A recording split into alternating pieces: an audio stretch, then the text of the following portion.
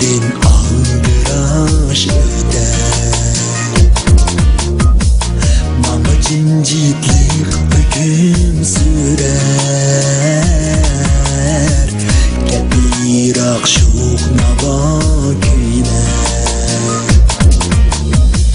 Sorsam suvan kaydi önkiler. Kaçın küllüm yine ya biter. Kaçın sevgim ağır birer. Sorma buldum derdim yeter. Gezdim cahan şahta kadaylar ara. Lekin bağrım yine bir aram yara. Tapalmaydım dertlerimde bir dava. Hey Dilraba, yetse eğer bu nidalerim sana. Kulak sal bir iyi sözüm var sana. Özüm hırar yok bana bu dünyada. Senindir başka özgeren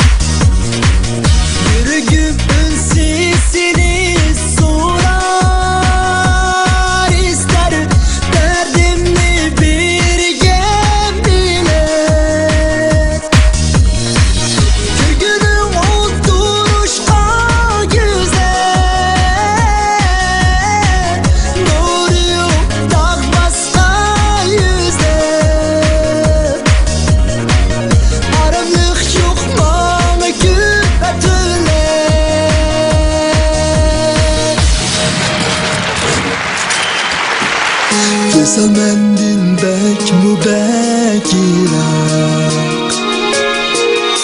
Sevgi utiyanı doldurar. Öder ömrüm bensiz şunlar. Buldu kılma muhtaç beni bunlar. Gezdim cahan şahra kadaylar ara. Lekin bağrım yine bir aram yara. Yapalmaydım dertlerimge bir dava. Hey Dilraba,